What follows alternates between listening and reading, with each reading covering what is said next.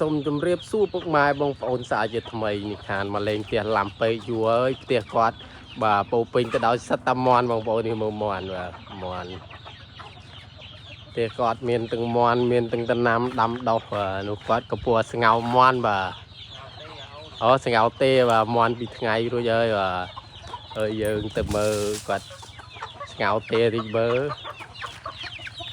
គាត់ជួរស់រួចគាត់អស់កម្លាំងគាត់ទៅមកពីស្រែនេះហើយជីវភាពនៅស្រែជួលខ្លាំងទេពីថ្ងៃស្ងោមអស់ហើយហើយនេះ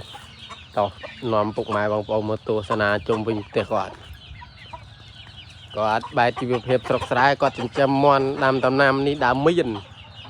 នេះអត់សូវមានផ្លែទេមូលហេតុគាត់ចងរឹងដល់ពេលចងរឹងទៅវាយកអត់សូវកាន់ផ្លែទេនេះមានខាងនោះដើមធំផ្លែមួយ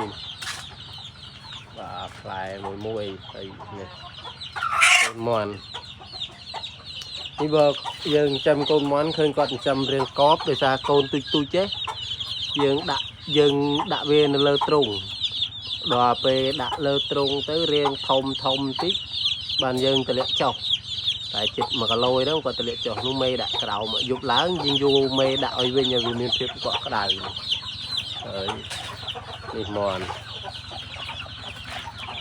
តែជាកាលាខែមុនខ្ញុំក៏បានថតផ្ទះគាត់ដែរនេះមេដើមផ្លែក្រូចដែលថាបែរជា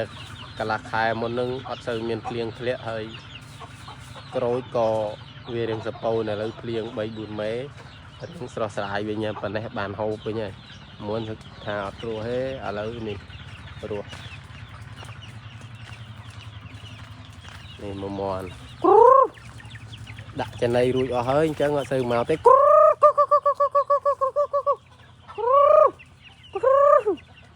កហើយបាទយើងហៅវាមកហើយ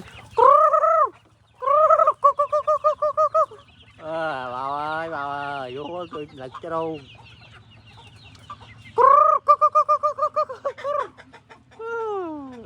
ស្មានតែខ្ញុំដាក់ចំណីក៏ពុតវាគ្នាខំមកហើយទាំងពូ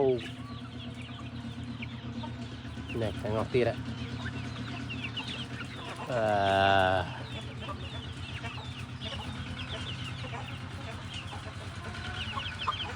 vừa bayដាក់ចំណីត្រីតិចមកត្រីគាត់ឥឡូវរៀងធំហើយទឹករៀងឡើងស្លែបន្តិចបែកសុំចំណីត្រីកន្លះឆ្នាំងមើលហ៎វាឈប់មកឥឡូវត្រីហើយខាងក្រោយនេះមានដើមក្រូចពោធិ៍សាត់អាមុខក្រូចពោធិ៍សាត់ខាងក្រោយនេះក្រូចថ្លុងបងប្អូននេះក្រូចថ្លុងមាន3ដើមក្រូចថ្លុងអានេះក៏ដើមក្រូចថ្លុងដែរហើយនេះក្រូចសើចបងប្អូនដើមក្រូចសើចដើមក្រូចឆ្មាផ្ទះគាត់ដំណាំគ្រប់មុខហើយនេះទៅលឹងតឹងហើយនេះវាបាច់ចំណីត្រីធំលឿននេះបាទនេះគាត់បាច់ត្រីគាត់ឈប់ចិញ្ចឹមស្រីឯងបាទគាត់ចិញ្ចឹមត្រីសិនអូធំលឿនមែនបងប្អូននេះតែកន្លះខែថ្ងៃមុនរៀងទុយឥឡូវធំនេះមែនហើយបាច់ទៀនតិចមើលបាច់នោះវាមកហើយនេះទៅមកទៅពោហ៎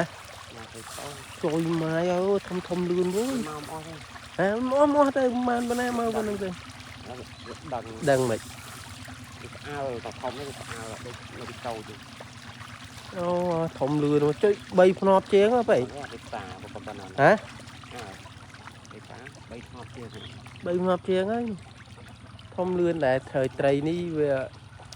ដាក់បាន2ខែកន្លះហើយត្រីប្រា2ខែកន្លះត្រីពោជិត2ខែនេះទេសភាពនេះជនបទមួយយ៉ាងដែររស់នៅជនបទមានដីមួយល្មមចំត្រីចំមួនវាបែបស្រុកស្រែបើយើងមានការងារបន្ថែមទៀតក៏ល្អដែរបងប្អូនអើយ เ ហើយក៏សូមអរគុណសូមជម្រាបលាសុខសប្បាយទាំងអស់គ្នា